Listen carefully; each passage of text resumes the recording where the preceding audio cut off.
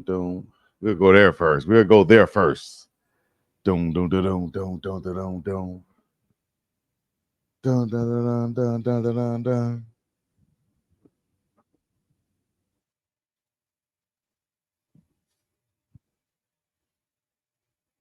Hey, Unk, we live and in effect. Unk, we live and in effect. Back like vertebrae. What's happening with you? What's happening? Talk to me. Every time you say back like vertebrae, I have to say in there like booty hair. In there like booty hair. Oh, now appreciate everybody joining in. This is the Unk and Chico show back once again, man. We after a nice victory versus the NDSU Bison. Had a lot of talk about it. We're going to get into that. We're going to get into the comments. We're going to also bring on some guests who are in the chat. I already put it in the chat right now where you can click on the link and come join us on the show and ask your question or give your comment, anything of that nature. But Unk, what's happening with you, man? How you doing over there? Oh, man, it's all good in Boulder, Colorado. It's good to see you here for the weekend at the game. Now going forward, Chico, this is going to be like much fresher content because we will have played on a Saturday and doing the show live on a Sunday. But because we played on a Thursday, it feels like the game was last week. But Sunday Night Live is going to continue, man, all season long. Sunday nights, 8 p.m. Mountain, 10 p.m. Eastern, Unk Chico live on Big Dog Chico's channel as well as the Pregame Show Network. Yes, indeed. So we appreciate you guys. If you hit the like, subscribe, comment, and everything else, come on, get up in here. Shout out to Goonsville's Clothing once again, of course, always representing. Shout out to GlassHouseOptical.shop. Make sure you get on there and get you some nice frames, get you some blenders also. Also, you can check in and get you some MDJ Originals right there. There it is. MDJOriginals.com. Go ahead and shop and get you some. Shouts out to Kalamazoo, Michigan, and everybody else checking in. Put your city and your state in the chat. We will have, somebody said pause. We will have a couple of guests come join us on the show today. But 31-26 victory over North Dakota State. Great game. I'm just getting back to the islands right now. I still might be jet lagged. I know my ears might pop maybe mid show or whatever, but I can hear pretty well. I might be loud to everybody out there. I know I'm long winded, as they say. I'm going to keep talking. That's what we're here for, right? To talk and to have conversation. So absolutely. Tell us if everybody out there, y'all could check out the Pregame Show if you haven't already. If you happen to be on my channel, Unk put out some great footage along with Deion Sanders Jr. and Reach the People Media. Just a great atmosphere there in Boulder. NDSU came and did what we thought they would do: run the ball, play disciplined football, play hard, and give us a tough ball game. And in my opinion, it went probably as good as it can go for them, minus getting the win. What did you think about the ball game as we break it down? Man, it reminded me of what Denny Green said when he was with the Arizona Cardinals and the Bears came in there. He said, man, they're exactly who we thought they were. Like, there is nothing that North Dakota State University did that was not expected. They're not called the Giant Killers for nothing. These guys have gone, now 6-8 as far as beating when they play upper level. They are national champions 9 times or more in their particular division. Well-coached, well-disciplined ball club. I do think that, one of the things we have to realize about the outcome of this game is, first and foremost, Colorado won. We are 1-0. But you have to dig deeper into it, Chico. I don't know if you remember this. I'm not going to give you a pop quiz live on air. I'm going to tell you the answer to the quiz. Everybody has been talking about we had to improve the offensive line play. We had to improve being able to stop the run, and those things are true. But my main thing from last year to this year was we had to clean up penalties. We were the second most penalized team in college football last year. This particular game, there's a bright spot, but there's also some things I want to talk about. One, for the first time in Coach Prime era Colorado, we had 4 penalties. That's the least we've ever had. However, 3 of those defensive penalties extended drives, and they scored on all 3 of those penalties. And so there was a touchdown after a penalty, and there were 2 field goals after penalty. I don't know how good y'all's math is, Chico, but that's about 13 points. You take that off the board and then realize now we were scoring at that pace just about every time we got the ball. Let's make that 50%. Those penalties gave them points, took away points from us. You're looking at, man, minus 14 for them, plus 14 for us.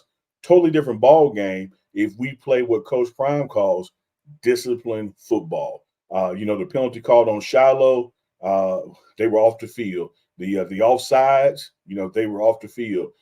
The illegal hands to the face made a 14-yard gain, a 29-yard gain, and extended the drive. We have got to play cleaner football and stop getting these post-snap dead ball fouls that extend drives. Well, you said you was going to ask me a question and give me a quiz and then give me the answers also, and that you did. And I like quizzes like that because I could pass those. You know what I mean? So I appreciate that. I've passed those flying colors. Absolutely. But you're exactly right, man. You're exactly right. Let's go to some questions right here. We got a super chat came in. What y'all think about Dylan Raiola? We'll get to that when we talk about Nebraska. Appreciate the super chat. Go back one. Go back a little bit. One comment. He said what the score would have been. What I was just articulating. I love when somebody puts the math up, man, because he was exactly right. You're exactly right, Rajon, Brother Williams, Jackson. That's what I was saying. That's where it is right there. Now, also keep in mind that video game fluke interception that bounced off somebody's heel. That ain't happening every game. So my point is to the people out there who want to hit the panic button, there were so many things with this game that we control and can clean up. It's not like we were being manhandled at the line of scrimmage on either side of the ball. I think Shedeur got sacked one time, and that sack was pretty much on him. So we played clean football with the offensive line. We were able to stop the run better than we were last year, and we had less penalties than we typically had last year. They just came at some bad timing. So I love that matchup. I loved, what came from that game as far as us truly being tested against an opponent that can really make us have to lock in, because you want that before you go on the road to Nebraska, Colorado State, and have Baylor come to town. But, man, hats off to North Dakota State players and coaching staff. They were well prepared. They played their asses off. 3 plays away from being 41-20. Uncle Neely broke it down to the bone gristle perfectly because you have to play disciplined football, man. You do that, that changes the ball game. And some of those people out there betting in Las Vegas and stuff, or with Las Vegas, they would have been happy with it because North Dakota State covered the spread. If you were a betting man out there, so shout out to everybody out there listening in. And man, let me tell you this, Chico. I ain't sitting here. They say misery loves company. Misery loves company. And dog, I am not miserable. I'm happy we got this win. But as I watched college football the rest of the weekend and saw some of these bigger programs in Colorado struggling with lesser competition week one. Right. This wasn't no fluke, man. Like, you got parity in college football now with the portal. You got guys who've been with programs 5 and 6 years now. And so when you look at, what the Michigan score, when you look at other games out there, when guys were, playing these money games this weekend, that was some tough football out there, man. And so I like where we are. I like what was accomplished. I like the lessons learned from it. And more than anything, I like the final score because we won. Man, those boys came out there to play. They had some big boys, some big athletes. I'll say this. I think it went the way that I said before, that in the trenches, it's going to be a ball game. But as far as them trying to stop Shedeur, Jimmy Horn Jr., and our speed and skill on the outside, they're going to have problems with that if we can give Shedeur time. We did that, but I think we could have done it even better. He was pressured in some situations where he probably shouldn't have been pressured. Had we helped out when we, as an offensive lineman, had we helped out the center as a guard or tackle rather than just looking around, then he probably wouldn't have gotten pressure. So they're going to see that on the film, I think, in the meeting rooms, and they're going to say, okay, in this situation when my man goes away from me, instead of me just blocking the air, I can go help out this guy, or I can go help out that guy. Go find some work, because the work don't care who does it. You know what I mean? D. Lewis, the work don't care who do it. We also had to be cognizant of this, man. You are what you put on film when it comes to football. And now that we have played a game, played another opponent other than ourselves, played on national TV, you better believe Nebraska's in their film room right now, and they're looking at things, and they're looking at things they can take advantage of. And so we have to do our due diligence this week. and clean up things and make sure that what Nebraska sees on film against North Dakota State is not what's going to travel to Lincoln, Nebraska to take them on. Because the fact of the matter is your biggest improvements in college football and football in general are going to come between week 1, 2, and 3. So what you saw in North Dakota State game should be the least you ever see Colorado again. And Right. that was phenomenal when you look at the offense and the way that ball moved around in the yards. And you got to realize too, a lot of guys, a guy like Jordan Seaton playing in his first college football game, you got to have some nerves in that. But all in all, he only gave up one pressure, I think it was, and he played very well out there holding his own. You have guys coming over from different schools, so many guys, 40 plus guys coming over from different schools, different atmosphere, playing for the first time. They had some jitters in there. I saw guys, you know, uh, speaking of that interception, that fluke interception that was thrown. Uh, on the sidelines, you could tell that the wide receivers weren't on the same page as they should have been. And Shador got on them about that, let them have it about that. I sat there and witnessed that. And me being a wide receiver and having your quarterback come over and tell you stuff, you want that. You want that leadership. And you have to be humble enough to not, be in yourself and be prideful so much to where you can't have your quarterback tell you, hey, man, you was wrong on that. You got to get your depth so he can get across and pick the guy that way. It won't be no fluke interception. So I like to see that. And I think they'll be, like you said, that's the worst they'll be. They'll only improve and get better from here moving on. Yeah, you see that with Shador a lot. He is an extension of Pat Shermer, an extension of the head coach as well on the field. You were in the locker room post game, Chico, and you saw, that he started off the post game talk before Coach Prime came in. He's a leader all day long and doesn't mind telling people, where they need to be, should be, and his personnel, as far as the offensive line, the receivers, tight ends, or running backs, they all take it as they should because they know he's trying to direct this offense in the best manner possible. And I just, I love what I saw just across the board. I think that the arrow is absolutely pointing up. And when you talk about experience, Chico, you mentioned that the transfers in may have individual playing experience, but this is their first time playing together. Meanwhile, Right. back at the ranch on North Dakota State's line, both of them, they got guys who literally played together 5 and 6 years. And so they Exactly. have a chemistry and a gelling in a culture that's trenches. So this game was a step for us in the right direction. I think so too, man.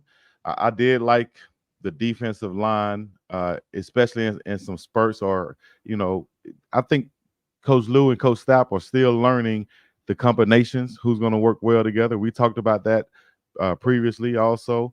So coming this game and that third game, like you said, we're going to see a lot of improvements and adjustments.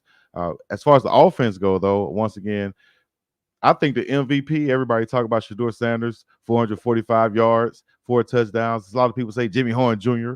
could have had over 200 yards had he had that other reception, but he played a hell of a game. Seven catches, 198 yards, 1 touchdown. Travis Hunter did his thing, of course, 3 touchdowns. MVP to me, offensive coordinator Coach Pat Shermer, because you saw guys running wide open down the field, man. That is not a mistake. That is by design, in my opinion, from what I've seen and my experience. That's by design, Uncle Neely. Yeah, I love that. I love that pick, man. I'm gonna make sure that Coach Shermer gets this clip and hear you say that. He might throw you some more blenders your way or something.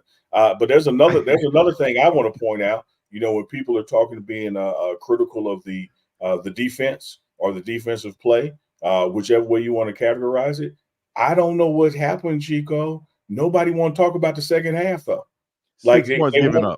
they want to criticize Colorado's defense in this week 1 home opener, but then they fail to mention that only 6 points were given up in the second half.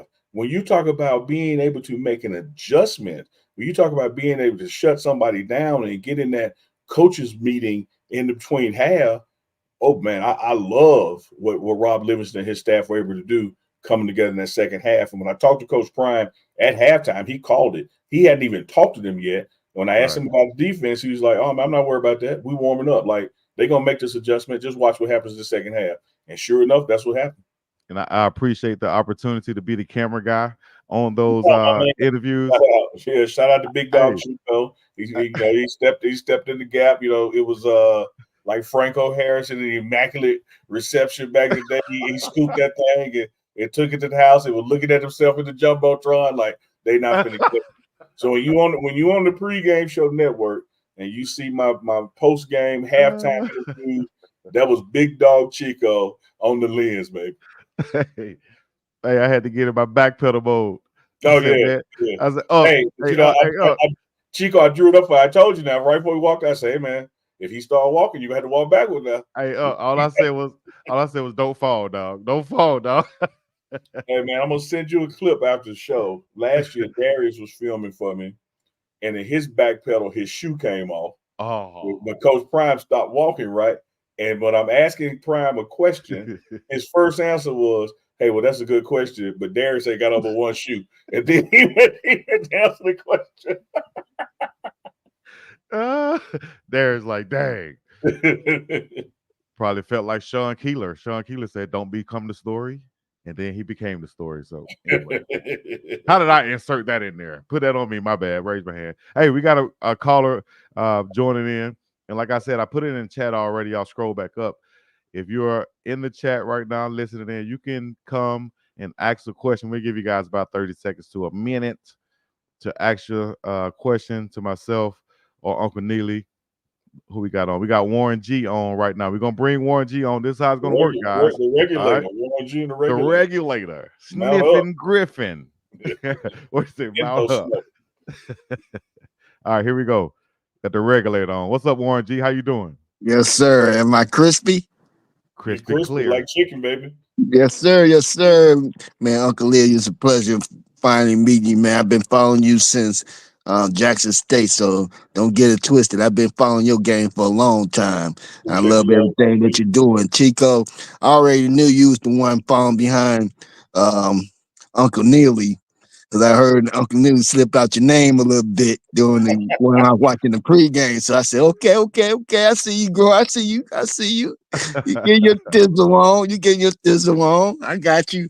My question, man, if y'all can, and I'm a bag out after this. First, thank you for allowing me on your show, your panel. Everybody in the chat, please like, subscribe, and share this content, both on the pregame and the Chico, Big Dog Chico. Please get the algorithms up. You know what it is. You know what it do. My question is, I would like for y'all to give a grade to each position. Not only position, a grade for the team overall for that particular game and the coaches, if y'all don't mind. Thank you. Salute. One love. One love. Right. Appreciate that, Warren G. Appreciate you, Warren Jeezy. I'll swing at that thing first, man. Let me tell you this. I ain't never giving out no A. I don't care if we do win. Like, there's always something to clean up and get better at. I think that really, without even going position by position, unit by unit, coaches included, I can give a C+ on this one. There was a lot of meat left on the bone, a lot of failures of execution. You got out of there with a win, so that's leaning toward a B. But there was so much stuff we could have done and should have done better that it was one of those out of games, out of this and out of that. So I'm gonna go C+ with the arrow pointing up.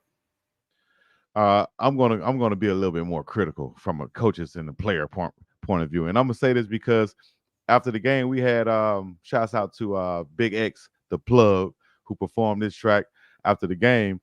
But you could tell he did it, and it wasn't everybody really hopping around like you thought it would be. And I think it's because it's a situation where you pass a test or a quiz or whatever with a C-, and you're like, damn, I passed it, but I got to do better. I know I can do better. You set that thing up like you was gonna go D or F. We both gave a C. Well, you said C+. I say C-. A 72 is different from a 77 to me. My plus is because we won. It was C to C- across the board, but I'm gonna give it a bump because we did win. And I'm never gonna, piss on a win and not be thankful or grateful for a win. But I'm with you, Chico. There were so many missed opportunities. There were so many woulda, coulda, shouldas. And again, that's coaches. Because here's one thing we got to realize out there, fans. This coaching staff, 2 new coordinators at the top, defense, offense, and then you have even some positions that have moved around in there as well. This was their first game together. You can have scrimmages, and you can try to replicate what we call prime situations in practice. But the fact of the matter is, this was their first game as well. And Yeah. so when you look at the chemistry that Shador had with Travis and Jimmy Horn, man, that goes back to Jackson State last season. These Right. coaches got to get in chemistry mode as well. So I know the arrow is pointing up, man. Yeah, and that's why I couldn't go like a D or nothing like that. Nah, I think they played well, especially for a first, and like you broke it down. It's first time for the coaches, all the coordinators, all the position coaches, all these new players coming along. So reason why I say a C minus is because, like I said, it's that kid in the classroom that that has A+ potential, you Yeah. know. So you passed this one, dog, but you missed some stuff just because you were maybe rushing. You wasn't disciplined. You didn't follow through on that. You didn't do so. Concentrate a little bit better next time. Focus on doing the smaller things next time. Continue to play your game, and then you can come out of here with a B and a win, and that's what we want. So C minus just because of that. But each position group, that's a lot to grade right there, Warren G. But I'll give let me see. Of course, A to the quarterback, or he probably give himself a B. Wide receivers give themselves a B. But I think everywhere across the board we can improve. Nowhere I didn't think was a failing grade. Yeah, on the spot.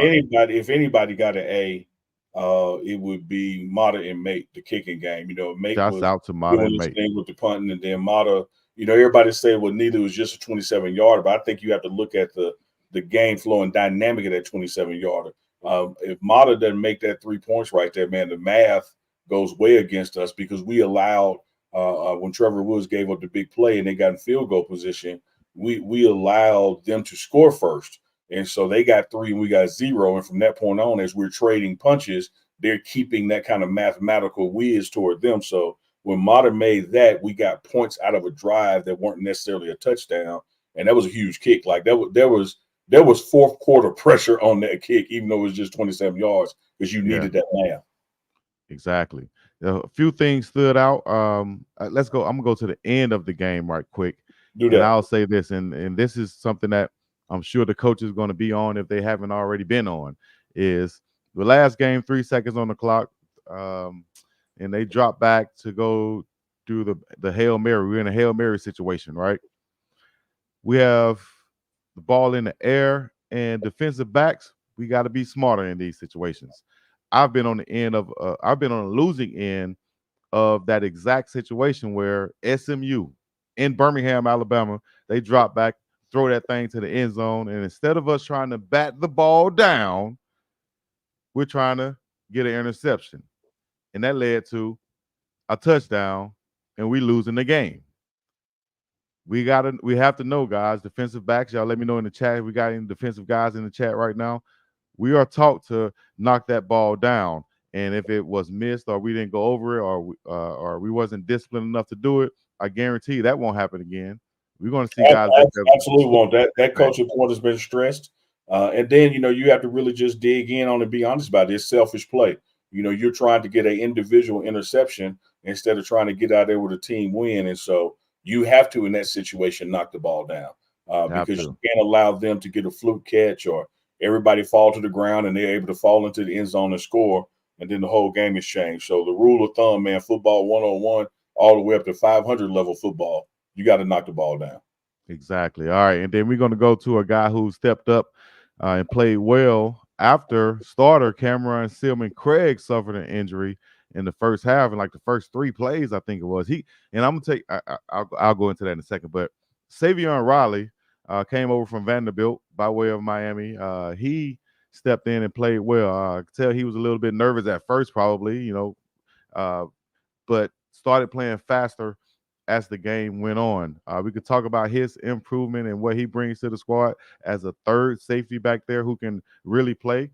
A fourth safety, Herman Smith III came in and got some good plays also. In the absence of Cameron Silman Craig, no update from on my end. Any update on your end of the health of Cameron Silman Craig? Yeah, talked to Cam today at practice. He was at practice today. Naturally did not participate. Was just there in a coaching and observing role. And I have full expectation that he'll be good to go and ready, for Nebraska. He's a true dog, man. And you have a lot of guys out there that can play. Like you mentioned, Riley can play, Herm can play. But when you lose to Cameron Silver-Craig, you not only lose his physical talents, you lose his football IQ and the way he's able to communicate to the defense and be an extension of Rob Livingston out there. So shout out to Cameron Silver-Craig. He is fine and he will be game ready. Just got to go through those mechanics. But you're not just losing a guy, like you're losing the brains back there behind the defense and getting people in their right positions and calling out, and just his enthusiasm and attitude. That dude is the attitude adjustment era of the wrestling days. Yeah. He got a swagger about him that you just can't replicate, duplicate, or just roll out the assembly line. It's something that's in him. You give an X-ray, you might not see a heart. You're gonna see a dog right there or a shark. He's something else, man. So shout out to him. But the guys who came in, it shows you the depth and the talent that we have there because they were able to do their thing as well. So shout out to Herm. Came from Jackson State, went to another stop, and then he's here. And then shout out to Riley as well. They did the damn thing, man. Yep. And Cameron comes up so hard on the tackles. And I know he was so amped up the first couple of plays of the game. That's why he came up there hard. And it was beautiful, man. He read that gap. He accelerated. And that's oh my God. That's what I be talking about when I be wanting to see those guys. That's that anticipation you can't coach. No, that's a football player right there. He was that dog. What, about third play of the game? I think it was. See, that's one of them situations where you already have in your mind where I'm knocking somebody out today, or I'm knocking myself out, dog. It's I'm like coming up hard. You're in the film room with Warren Sapp before the ball is snapped, and he's keying on one player. He's asking what your plan is, because you got to have a plan before the ball is snapped. And you can tell with Cameron's football IQ, he had a plan on that play before the ball was snapped. He knew where he was going. He knew where the play was going. And man, dude, like when you watch that, it was a thing of beauty, man. He got back.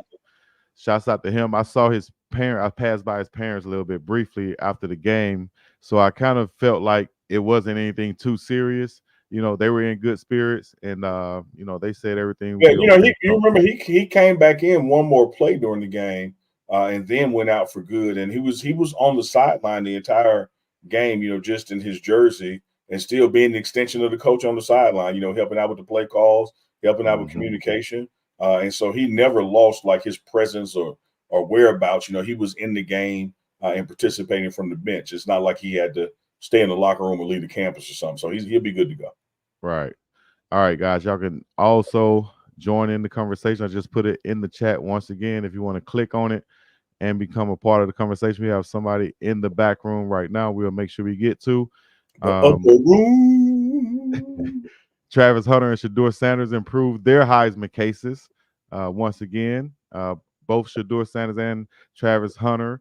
However, they say, as we saw last season, they'll each have to stay healthy while maintaining their ridiculous production. Can they keep it up? And win. Yeah, can they keep it up? I believe so. I believe their chemistry is off the charts. They know and bring out the best in each other. And then I also know that the bigger thing is that they ain't talking about it. They ain't focused on it. It's something that we do on Sunday nights and throughout the week is pontificate about the Heisman race and different awards. They are focused on winning. And then it's, a backdoor to it because they totally understand, you don't get to go to the Downtown Athletic Club in New York City if your team didn't win. The award is billed as the best player in college football for this year. But the asterisk behind that is the best college football player from the winning team. Like you have to keep the wins going if you're going to be mentioned for the Heisman. So what they are focused on, Chico, and to the folks in the audience, they focused on winning, my man. Focused on getting that dub. You understand me? Eli, let me see what Eli had to say. We're going to add Eli on to the show. We're going to give him 30 seconds to 1 minute to ask a question. What's happening? What's now good? You're on. Big Cheek, I'm here, man. What's good with you? It's my dog Elijah. The young bull. What's happening? What's up, man? Philly in here. You heard? I hear that Philly accent. You hear that accent? That's big bro right there, Big Cheek. It's been a long time, but starting with Unk. I've been following you since Jackson State. You keep doing your thing. I got a 3 question. First is Big Anquan back, And is he going to be playing this upcoming weekend? And what's going to be different between this upcoming weekend defensive wise and then offensive wise? That's my 3-part question. Well, man, first right. of all, I appreciate the love and the shout out from back in the gap when we started this program at Jackson State. So appreciate you checking in. And what I would say is yes, Anquan, he was at practice day, engaged in practice, energetic. So looking for a check mark there. As I look at the defense, particularly defensive line, as I look at the offense and look at the offensive line, here's what I think people can expect, and that is to expect the unexpected. You will hear these coaches say, this group ain't etched in stone. This group is based on performance in game, which we now had, performance at practice that week, and what gives us the favorable matchup. So I think week to week, you're going to see different guys out there in different rotations to see which of these units, play the best together. Nebraska is going to be a hostile environment. You're talking about 90,000 plus in a sea of red that we're going into, nationally televised on NBC. They're going to be up for it. They play big boy ball. They play tough ball. And they came to Folsom last year and played big boy ball and tough ball. And you saw we were able to handle it and get out of there with a win. And so the same expectation is going there this year. But if you ask me again, what do I expect to see offensively and defensively, particularly on that line of scrimmage? I expect to see some different matchups, some different coordinations with groups, and not the same ones that you necessarily saw during North Dakota State, because D. Lou and Coach Phil Lodeholt, they're going to put the best guys out there for the situation week to week, and that's going to change week to week. Yep. So I also saw Coach Lodeholt after the game. We were getting on the elevator together. He's talking about a big fella. Yeah, you had to look up at him. I'm telling you, he long. He long. Pause. Yeah. Before y'all even get to the comments. Goodness gracious. But yeah, I was like, great job, Coach Lodeholt, because you could tell he might be one of those naturally quiet type people. What do you call those? Quiet, strong. What is it called? The strong, silent type or something like that. Yeah, but we go with that. He might be one of those type of people naturally. But you saw in the ball game when the lights were on, when it was time to play, he was getting up on them guys. He was in their faces. He was letting them know. He was coaching them. He was keeping them in the moment. I love to see that, especially from a guy who's naturally type quiet and doesn't really show it all the time. But when those lights come on or when they're in those drills, you can see it come out of him and see why that made him a longtime veteran in the NFL. Well said. Nothing to add to that, Chico. All right, we got Running Lane. See if he can add something to it. We got a guest coming on right now. We got a bunch of them in the backfield right now. And we got to call the waiting room the champagne room. Back there in the champagne room. Running Lane, where you calling in from? How you doing? Where you calling in from? Paris, Texas, baby. Paris, Texas. Paris, Texas. All right, what's happening with you? I don't know, man. I watched the game. We just need to get the defense ready. It just, to me, it's the first game, and they had the jitters, and they'll be ready, man. Dion and them be ready. Exactly. I got much confidence, man. I got confidence like y'all got confidence. And all this hating, I don't know why they hating on them so much, man. Player, why they hating? Yeah, I ain't got nothing but love, man. I watch y'all all the time, man. Y'all got a wonderful show. Y'all brothers keep doing what y'all doing, man. I'm very proud of y'all, man. Appreciate sir. We appreciate you, Running Lane. We appreciate all the way from Paris, Texas, baby. Hey, Paris, look, I'm gonna say this, man, to the call into the audience, Big Dog. You and I talked during the game, after the game. I didn't see anything that gave me like seasonal concern. Like we didn't have something so glaring or something so bad where you just scratch your head saying, oh shit, we're in trouble the rest of the way. When you just look at everything, whether it's complementary football from special teams, defense, offense, individual units or individual players, I just love the way the arrow is pointing. The arrow is pointing up. First game, you got to get some of that jitters off, first game jitters, even ring rush from not having played in a year. Talked to Tyler Brown this morning, about his play. And he's like, man, I just had to get out there, get lathered up and get going, because it's been over a year since I hit somebody else different from me as far as same team. So, I like the way his face, man. Paris, Texas summed it up. It's no cause for alarm. This is arrows pointing up, and this is what we got to do, and we're gonna do it.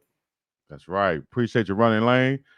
We got Rand 67 in the back. We got D6 in the background. We got we got old school in the background. I think I'm gonna bring on old school for a little bit of comedic relief one time. I'm not sure if you've had old school on, but old school, here you go. You got your 30 seconds to 1 minute. Bow, let's go. Hey, what's going on? Hey, big dog, thank you.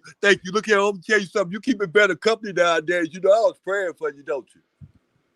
Yes, sir. You were praying for me. Yeah, I was. That you get, you know what I'm saying? That you just don't have to mess with that stuff you had to go through in the past. Hey, Neely, I love you, boy. Hey, Neely, I'm gonna tell you something. I picked up real fast when you and Coach Pride was on that, when y'all was on that plane December 3rd, back there in 2023.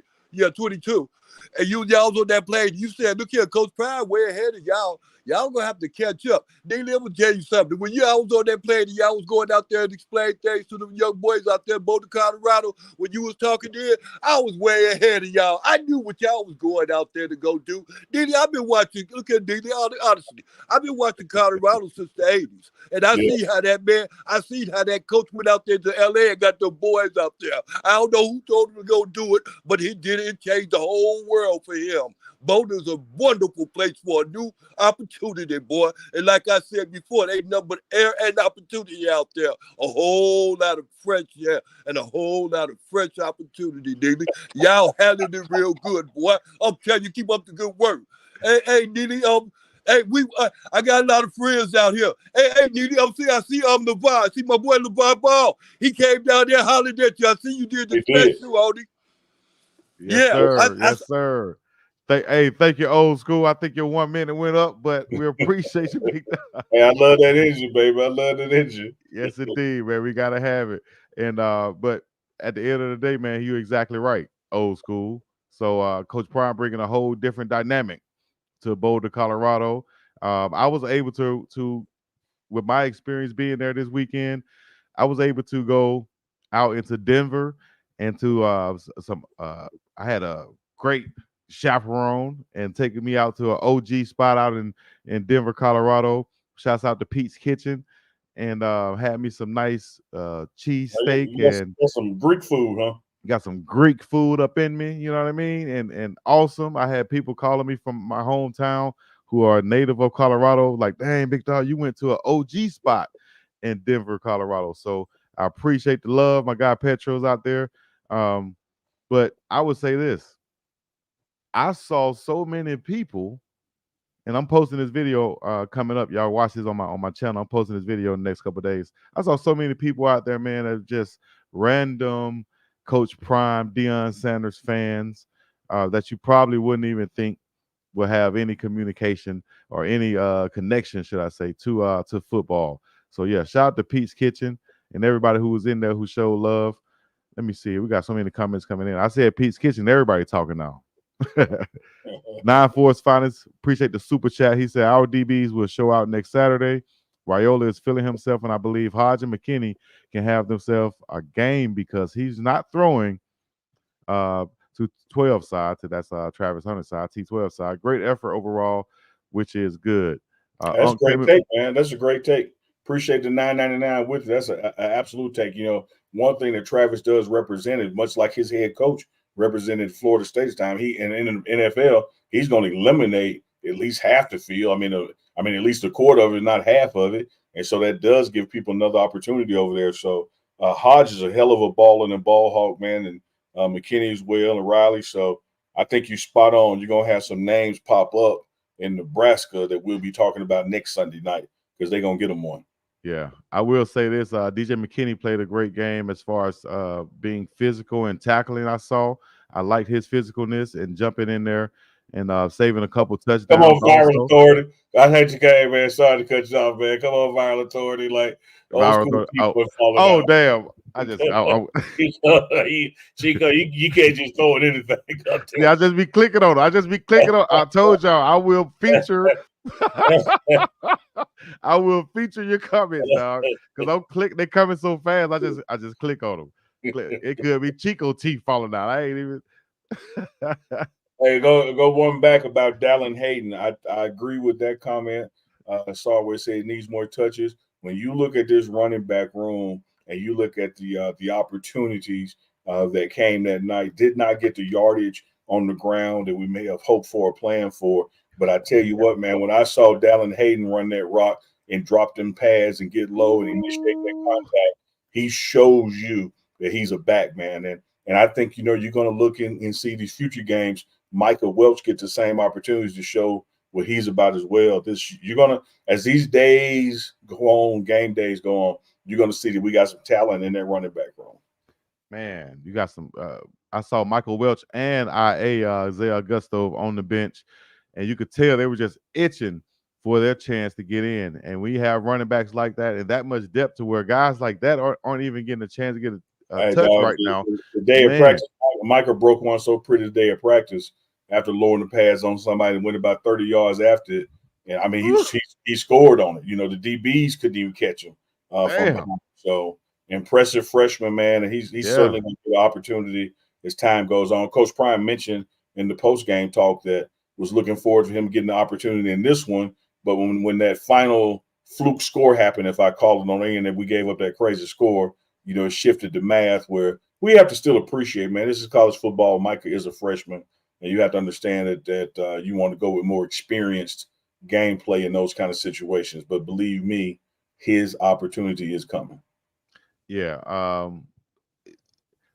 Being a young guy, I remember. I guess I'm gonna tell this story because you come for the sports, then you think for the stories. But I'm gonna tell this story. All right, real quick. As a freshman, I was on the sideline, and you come over from high school playing every down or getting the ball constantly.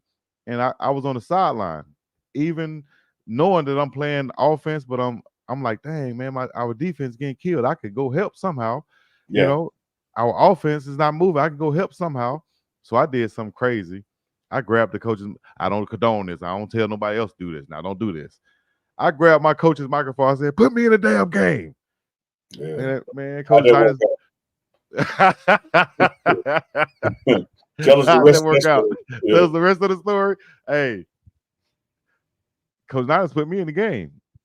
But he said, don't ever do that shit again. But he put me in the game. I made some plays, but the point is, I was a young freshman who had in my mind that I don't come off the field. I should be playing. And I think I sensed that in Michael Welch and some of the other freshmen. I don't want to just keep saying his name, but some of the other guys who were, touted guys coming in, that they felt like they could contribute. And that's what you want to see, is what I'm trying to say. That's what you want to see out of these guys who want to be on the side, who want to be in the game rather than just being happy with being on the sideline. And I think Michael Welch is going to have his chance. It's going to come soon. Just stay patient and keep doing your thing. Absolutely. Yes. Let's see here. We're going to switch it up one time. We got running lane still up in here. We got we got Petros just checked in, called in. Let me see. Petros, what's happening? How you doing? What's shaking? Talk to us. What's up, everyone? What's up, Unk Chico? Hey, Petros, you in the track, man. Where you at? No, I'm in my car. I'm all parked. I just got out of the gym, so repping the Goonsville. So you see it? You guys rock. Right on. All day. Hey, man, we appreciate you, man. Tell us about Pete's Kitchen real quick. So Pete's Kitchen is an old Greek restaurant in Denver in the 1960s, 70s, 80s. It popped off. It's still popping off today. But that's my family's restaurant. My dad's godfather is Pete Conto. So for all the Denver people out there, the Greek population's pretty small in Denver, but, a lot of people know that cool spot, which is pretty cool. So, yeah, hey, I like that, man. Petros, the king of Colfax, baby. Yes, sir. We're gonna have to in America. Yes, sir. We're gonna have to go there, and then we'll go up to the DMVR. We'll have a goons night out. Hey, man, my goons got goons, baby. We ready. And I appreciate the invite to dinner, man. But Coach Prime had that evening practice and couldn't make it. But we're gonna get together. All good. Right on, Unk. I appreciate you both. Really. Let's go Buffs. Go Buffs, baby. Much love to Petros. Y'all check in with Goonsville's Clothing on Instagram, Facebook, Twitter, and all the other good stuff. Let me see. Ran67 real quick. Ran67, what you got to ask? You got a question? No, man. I just want to congratulate both of y'all, actually, man. Like I've been watching y'all from like the very beginning. I can remember nearly when Coach just got the job, and y'all was sitting on his porch, like the first interview or something. Yeah, and and I was saying that to myself. I mean, we have never seen this before. You know what I mean? And I want to thank you, man, for just like letting us in. You know what I mean? This is like something that like I've never seen. Like I'm a football fanatic. You know, it's coach's son, all that stuff. But I'm older now. But I miss that stuff. You know, and you guys give all of us another chance. Chico, I mean, I can remember you from the very beginning too, man, and you growing, you know, and it's giving them another side, man. I just want to say thank you, brother, you know, and keep on going. Yeah, man, appreciate the love, appreciate the time you took out to make that shout out, man. And, you know, we've been at this thing, and I got with Chico last season, and we knew like we were going to do some partnership stuff going forward. We just getting started in that realm, but just trying, like you said, man, show people the inside what's going on, because so many folks will try to paint a negative narrative of Coach Prime and what he's doing, because, hey, let's keep in mind, there's just not a lot of men coaching that look like him, meaning there's not a lot of black head coaches in the Power 4 space. And I think that we can open this thing up, and the more success he has, and we show what's really going on in the building of men on and off the field, is only going to create more opportunities for others. Right. Appreciate you, Rand 67 once again. We're going to go real quick. Go D. What you got to say, D? Appreciate you for staying on this long. If you're still there, D, if you're still there. What you got to say, D? Appreciate you for staying on. Let me see. Lexus Driver up in here. Let me see if we get Lexus Driver on. Hey, Chico. Oh, now how you doing? I'm good. How are you? Hey, Chico. Good. Hi, Neely. How are you? Doing good. Listen, I am calling just as I do have a quick question. Hold on. Tell us what's your name and where you from, girl? I'm Lexus from the A, and I have been Peace up. A-Town now. Yes, but there you go, Neely. And I have been a huge Coach Prime fan, even from his playing days. I was in Pampers watching him. And so I've been following him since Jackson State. So Neely, that's why I met and started following you and watching your show. Watch Jackson State. I mean, I graduated from an HBU Spelman College, so I like watching HBCU football anyway. But of course, I didn't watch Jackson State until Coach Prime was there. Obviously, just keeping it real. I still. Well, somebody keeping it real. They said you sound like a baddie. T Voltage. He's shooting his shot live on Unk Chico on a Sunday night. He said, "Look, tomorrow every day, ain't nobody got to work. Let me shoot my shot." Oh my God. You're gonna have people coming to the Unk Chico show trying to find us some good clean good. That's what I'm going to. Forget church. You gotta go to Unk Chico. But Chico, you and Neely gonna have the ladies coming too now, because we looking good. We looking at y'all too now. We can. Thank you. I put a little oil in my beard when I can, you know. But yes, I watched the game, and I haven't watched North Dakota State, excuse me, often, but I've heard a little about them, and that they, actually beat some Power 5 schools in their past, and that they were pretty good champions in their realm and a pretty good team. So with that being said, I have to give Colorado credit. First and foremost, I'm glad they win. Sometimes you got to take ugly wins, right? And then learn from them. But I agree with Coach Prime when he said, you know how you win, and you don't kind of feel like you won, kind of thing. And I think he was looking at the whole thing. Coach Prime is a freaking winner, okay? So his expectation level is going to be there. So with that being said, how do you gentlemen, because I know y'all have an inside view of the team, just kind of think they're going to be able to continue to gel? Because we know that's everything, right? And I know the last 2 years in Coach Prime's defense, he's had to turn over some leaves, if you will. And he had to kind of do quite a bit of that again this season. So with that being said, Are you seeing these comments? I am not looking at them comments, but I'm looking at That's Chico's because you face. found thick as grits with some I'm cheese in trying it, to. and the cheese done melted. I do not like my grits thick, by the way. Oh my God, y'all.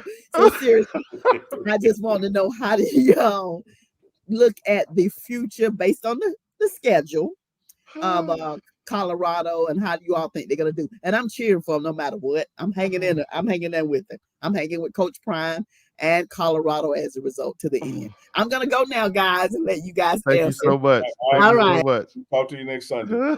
I tell you what, man, great question there. I think there's nothing to bounce back from, because let me be clear, we won the game. But I think these guys realize now more than ever that listening to the details of some of what these coaches have been coaching them up to really matter. I mean, you look at when I picked him to be offensive player of the game, didn't turn out that way, but I was looking for a big game from Will Shepherd. You know, he had that pass where he stepped out of bounds. And, you know, and Jason Phillips, his wide receiver coach, has talked to him about depth and spacing. And then you realize when it happens in the game, like, oh, that's what he meant. Now I get it. So I think you're going to have a lot of that happening after this week. Keep in mind, I said before the top of the show, your biggest improvements come between week 1, week 2, and week 3. And so what I love about this thing is not looking past anybody, because we want to go 1-0 each week. I like our first 3 games that we were scheduled with, because it could have been our last 3 games, should have been our first games. And you know, you don't want to run into a schedule playing Utah and Oklahoma State right off. And so we had a North Dakota State, took care of that. Our next 2 opponents are tough opponents. We have to go to their places. They're going to be ready to play, but at least psychologically, you beat them last year. And you beat them with a quote unquote more deficient offensive line and D line. So you're going to have a certain expectation of yourself to play bigger and better. So I like where we are, like where we're headed. I don't think because we could have played better and maybe it feels like you didn't win because they beat you in certain phases of the game, particularly clock management. They had the ball all damn night. The most important thing happened. You won the game. There's nothing to look down on when you win the game. Well, Nebraska won their game 40-7 versus UTEP yesterday, Saturday. Raiola, the quarterback, came in. A big difference from Sims last year, as Sims more of a running quarterback and had turnover issues. But Raiola coming in now as a passing quarterback says he emulates Patrick Mahomes. He went 19 of 27, 238 yards, 2 touchdowns last game. But I think the key thing is their rushing game. They had Emmett Johnson, Dante Dowdell, and 3 other guys have over 6 carries, over 20 yards. 3 with 50 yards, 55 yards, and 1 with 71 yards. So they're going to run the ball. They're committed to run behind the big offensive line, but now they have a quarterback who can throw it. I know our defensive coordinator and defensive coaches are really harping on what we have to do to win this game. Will it be more of what we saw last game? A lot of people are asking in the chat as far as the scheme goes. They're worried about, as I'm compiling a bunch of these comments, they're worried about playing man defense. Will we switch that up some this game?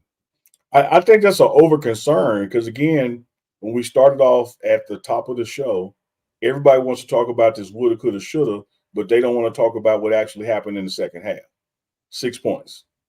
6 points. Same defense ran out there, same defense coordinators, same scheme, same everything. You just locked in, you know. Yeah. And so I think you're going to see more of the second half defense than you will the first half, because the first half you had some guys excited out there, man, out of alignment, you know, looking at the wrong gap, and they got refocused when they got burned, and you saw what happened when they were able to lock in. Because keep in mind now, you know, it's not like North Dakota State let up on their effort in the second half. They were still being aggressive and trying to win that thing all the way to the clock went 0. So I think the Colorado defense is more in line with what you saw in the second half of the game than the first half.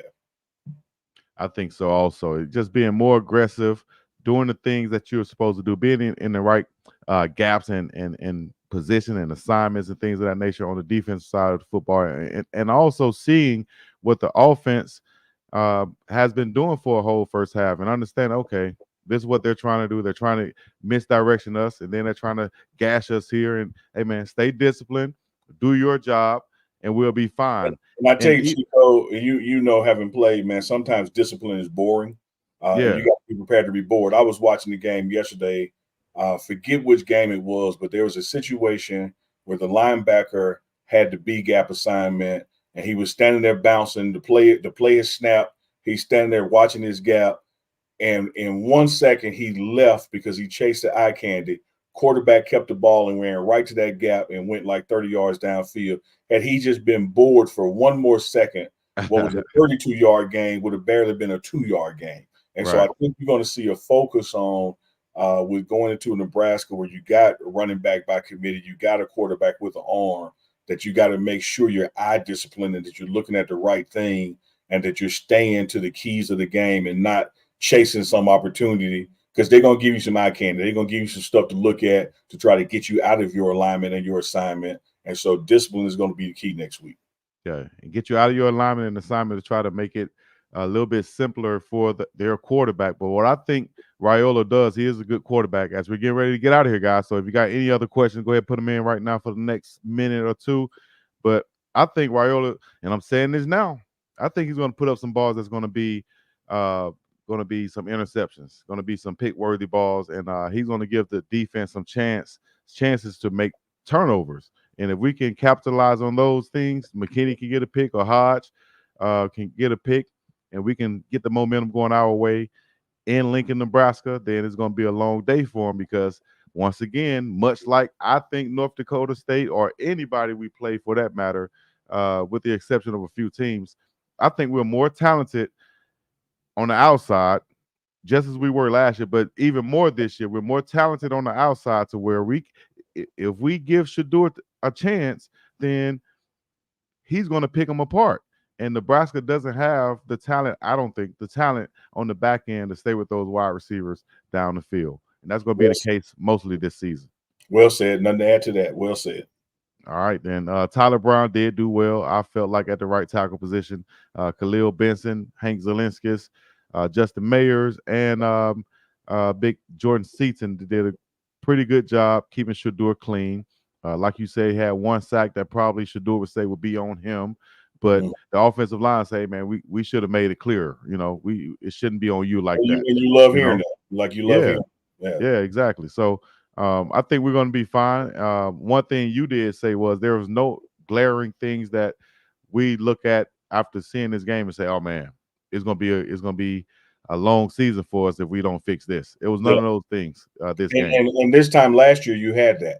You know, I don't care if it was TCU or when we had those next two games that we won, you know, you got to places, particularly with the offensive line play and the ability to stop the run on defense, that you were sitting there saying, man, if we don't get a better grip on this, this is going to be a long season. You don't have those kind of glaring omissions right now with this team this year. So I like the way we're headed. Me too. Appreciate your 9-4 finals for the $9.99 once again. Just like we tell haters, making 4 and 8 jokes. We have to leave last year in the past. That includes our win against the Corn. They have a better QB, and it's a road game. We must be on point, but I'm confident. Exactly. Me too. Yeah, it's good. 94's finest. I want to add one thing to that sentence structure because some people out there gonna take it the wrong way. You're saying they have a better QB than they had last year, not a better QB than we have. And you're exactly right. Their QB is better this year. We are going on the road to a hostile environment. You're talking about 90,000 Sea of Red that's hating every bit of us. So you're not going to be in the friendly confines of Folsom like you were last year. Totally different ball game, totally different team. I just know psychologically you know that you can beat them because you have beaten them before. All right. Here's a little football talk right here. Buffs playbook. Also, are the DN only rushing? Do they ever read tight ends in any of the schemes? Seem like forcing the safety to do this at the goal line is problematic. I would think that Coach Rob Livingston have multiple schemes that he can run, and maybe you're just judging off one game or one situation. I think we're going to see a multitude of different schemes from the defense, whether it's the ends, reading the tight ends, or they're rushing. But my opinion, I think in this defense, the defensive ends are there to contain and to rush off the end and to be aggressive, get upfield, and to put pressure on the quarterback and to cause plays and make plays in the backfield, cause Absolutely, havoc, absolutely as right. Coach said. Absolutely right. And containment.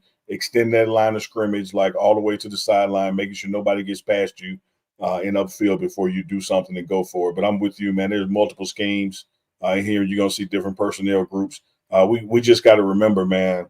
There's a punch list, and it just is what it is. How much time is on the clock? What's the score? What's the down in distance? There's a lot of things going on like that when you see different personnel groups and calls. But by the time you get to week 2, week 3, you're going to see what this defense really is. All right. Jeremy Hess, appreciate the super chat for the $10. Is Caleb Mathis injured? I'll say this. This is a educated guess from seeing him on the sideline in his jersey. I would say no, he's not injured, but he wasn't expected to play, so he didn't fully dress, as we saw a few other players on the sideline in their jersey, but not dressed. Uncle Neely, can you provide something? Yeah, I don't have anything to offer to it. Didn't talk to him about it like I did with Cam, so I don't want to speculate. He was, however, at practice day and was dressed. All right. Red said, I love the show. 2, I was hyped to meet Chico at the game. I was sitting front row. You were cool to stop and kick it. 3, strong start for the Buffs and 10 days to clean up for the Nebraska game. Let me see. Riz, I would have to see your face, Riz. You look like Neo from the Matrix right now. Yeah, I can't tell who that is right there, but I appreciate everybody who hollered at me at the game. When you see my face, holler at me. I appreciate you.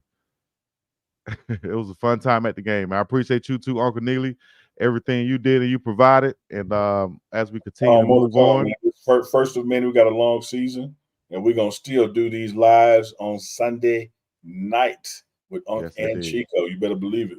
Yes, I'm jet lagged, but I'm here. No matter where we are in this country, we're going to be bringing it to you live and direct. We appreciate you guys joining us and being a part of the show, leaving your comments and things of that nature. Make sure y'all get in the description and support the brands that's down there: Goonsville Clothing, Glass House Optical, MDJ Original, and everything else down there, man. If you want you to add yourself, you can hit me up or hit up Uncle Neely in the inbox. Make sure you join the channel, become members of both channels on YouTube, Facebook, Instagram, and everything of that nature. All right. Get you a Goonsville shirt like this if you want. Uncle Neely, get you a Goonsville hat like Uncle Neely, or Uncle Neely leave us with something else, man. Let us know what the deal is. Oh, now Kenneth Hudson, I see you. And they said great show. Go ahead, Uncle. I'm sorry. Oh no, I was checking the comments. Somebody said somebody, I'm happy to get free food. Me and your mom are happy to get free food. Who the hell don't want no free food? Oh, real quick. All right. Shout out to Miss Ty, who hooked up a few of us with some free food. Also, shout out to Chef Carl Solomon, who I was able to meet. And he invited me. He said, why don't you come over and have a meal with us? I was like, hey, man. Sounds good, but I'm not just gonna show up and talk about what my plate at.